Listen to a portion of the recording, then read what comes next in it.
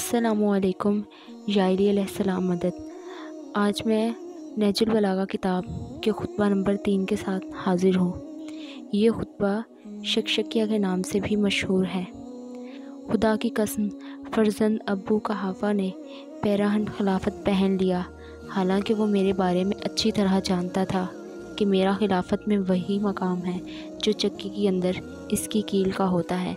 میں وہ کوہ بلند ہوں جس پر سے سیلاب کا گزر کر نیچے گر جانا ہے اور مجھ تک پرندہ پر بھی نہیں مار سکتا۔ اس کے باوجود میں نے خلافت کے آگے پردہ لٹکا دیا اور اسی سے پہلو تہی کر لی اور سوچنا شروع کیا کہ اپنے کٹے ہوئے ہاتھوں سے حملہ کروں یا اس سے بھیانک تیرگی پر صبر کر لوں جسے میں نے سن رسیدہ بالکل ضعیف اور بچہ بوڑھا ہو جاتا ہے اور مومن اس میں جدوجہد کرتا ہوا اپنے پروردگار کے پاس جا پہنچتا ہے۔ مجھے اس اندھیرے پر صبر ہی کرین عقل نظر آیا، لہٰذا میں نے صبر کیا، حالانکہ آنکھوں میں غبار اندھوں کی خلش تھی اور خلق میں غم و رنج کے پھندے لگے ہوئے تھے۔ میں اپنی میراث کو لٹنے دیکھ رہا تھا، یہاں تک کہ پہلے میں نے اپنی راہ لی اور اپنے بعد ہی خلافت ابن خطاب کو دے دی۔ پھر حضرت نے بطور سمیل عشاء کا یہ شعر پڑھا: کہاں یہ دن جو ناکا کے پلان پر کٹتا ہے، اور کہاں وہ دن جو شایان بر اور جابر کی محبت میں گزرتا تھا۔ تعجب ہے کہ وہ زندگی میں تو خلافت سے سبکدوش ہونا چاہتا تھا، لیکن اپنے مرنے کے بعد اس کی بنیاد دوسرے کے لیے استوار کرتا گیا۔ بے شک ان دنوں نے سختی کے ساتھ خلافت کے تنوں کو آپس میں بانٹ لیا۔ اس نے خلافت کو ایک سخت درویش محل میں رکھ دیا جس کے چرکے کاری تھے، جس کو چھو کر بھی دستگی محسوس ہوتی تھی، جہاں بات بات میں ٹھوکر کھانا اور پھر غدر کرنا تھا، اس کو ایک سخت درویش محل میں رکھ دیا جس کا اس سے سابقہ پڑے، اور وہ ایسا ہے جیسے سرکش اونٹنی کا سوار کہ اگر مخار کھینچتا ہے تو اس کی منہ زوری سے اس کی ناک کا درمیانی حصہ ہی شگافتہ ہوا جاتا ہے، جس کے بعد مہمار سے دینا ہی ناممکن ہو جائے گا،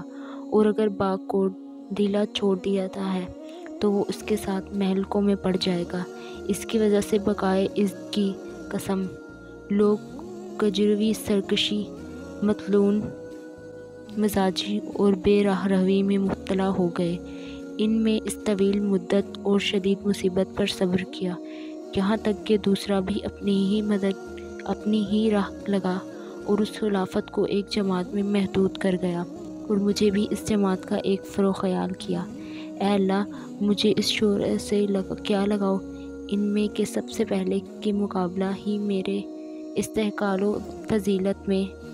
کب شک تھا، اور اب جو ان لوگوں میں بھی شامل کر لیا گیا ہوں، مگر میں نے یہ طریقہ اختیار کیا کہ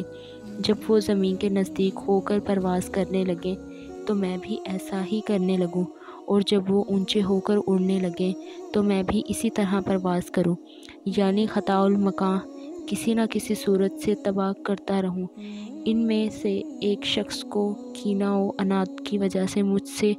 منحرف ہو گیا، اور دوسرا دمادی اور باز ناگفتہ یہ باتوں کی وجہ سے ادھر جھک گیا، یہاں تک کہ اس قوم کا تیسرا شخص پیٹھ پھیلائے سرگی اور چارے کے درمیان کھڑا ہوا، اور اس کے ساتھ اس کے بھائی بند اٹھ کھڑے ہوئے، جو اللہ کے مال کو اس طرح نکلتے تھے جس طرح اونٹ فصل ربی کا چارہ چرتا ہے۔ یہاں کہ وہ وقت آ گیا جب اس کی پٹی ہوئی رسی کے بل کھل گئے اور اس کی بدعمالیوں نے اس کا کام تمام کر دیا، اور شکم پری نے اسے منہ کے بل گرا دیا۔ اس وقت مجھے لوگوں کے ہجوم نے دہشت زدہ کر دیا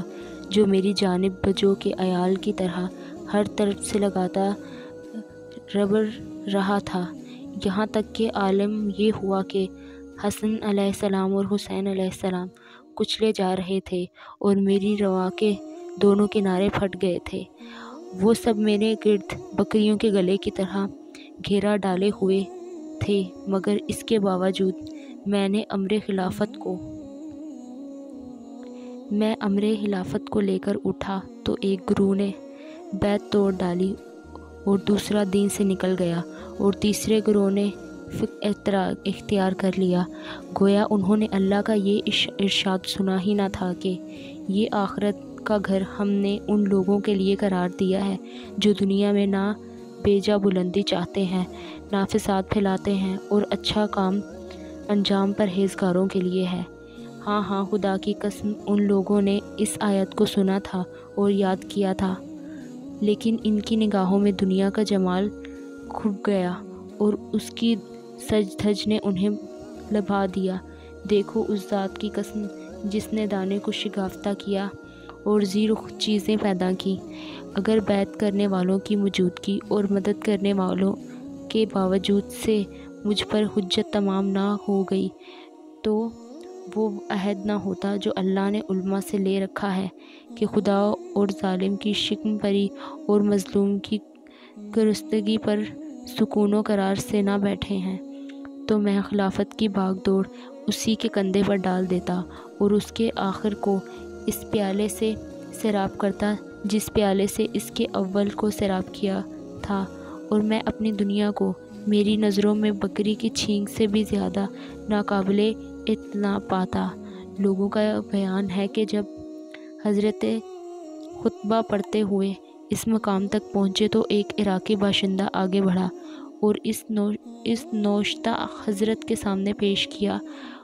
آپ اسے دیکھنے لگے۔ جب فارغ ہوئے تو ابن عباس نے کہا، یا امیر المومنین، آپ نے جہاں سے خطبہ چھوڑا تھا وہیں سے اس کا سلسلہ آگے بڑھائیں۔ حضرت نے فرمایا کہ اے ابن عباس، یہ تو شکشکیہ گوشت کا وہ نرم لوتھڑا جو اونٹ کے منہ سے مثنی و پیہان کے وقت نکلتا تھا، جو ابھر کر دب گیا۔ ابن عباس کہتے ہیں کہ مجھے کسی کلام کے متعلق اتنا افسوس نہیں تھا جتنا اس کلام کے متعلق، اس بنا پر ہوا کہ حضرت وہاں تک نہ پہنچ سکے جہاں تک وہ پہنچنا چاہتے تھے۔ علامہ رضی کہتے ہیں کہ خطبے میں ان الفاظ کو بیان کیا گیا جس سے مراد یہ ہے کہ سوار جب مہمار کھینچنے میں ناکہ پر سختی کرتا ہے تو اس کھینچاتانی میں اس کی ناک زخمی ہوئی جاتی ہے، اور اگر اس کی سرکشی کے باوجود باغ کو ڈھیلا چھوڑ دیتا ہے تو وہ اسے کہیں نہ کہیں گرا دے گی اور اس کے قابو سے باہر ہو جائے گی۔ سکل ناکہ اس وقت بولا جاتا ہے جب سوار باکوں کو کھینچ کر اس کے سر کو اوپر کی طرف اٹھائے اور اسی طرح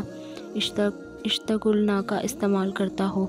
ابن سقیت نے اصطلاح المتفق میں اس کا ذکر کیا گیا ہے۔ حضرت نے اشکوا کے بجائے اشکلہا لفظ استعمال کیا ہے، چونکہ آپ نے یہ لفظ اسلحہ کے بالمقابل استعمال کیا ہے، اور سلاست اسی وقت باقی رہ سکتی تھی جب ان دونوں لفظوں کا نہج استعمال ایک ہو۔ گویا حضرت نے ان اشکلہا کو اس رفیع لہا کی جگہ استعمال کیا ہے، یعنی اس کی باگیں اوپر کی طرف اٹھا کر روک رکھے۔ تو مومنین، آج کا میرا خطبہ نمبر 3 ختم ہوا۔ ملتے ہیں آپ سے خطبہ نمبر 4 کے ساتھ۔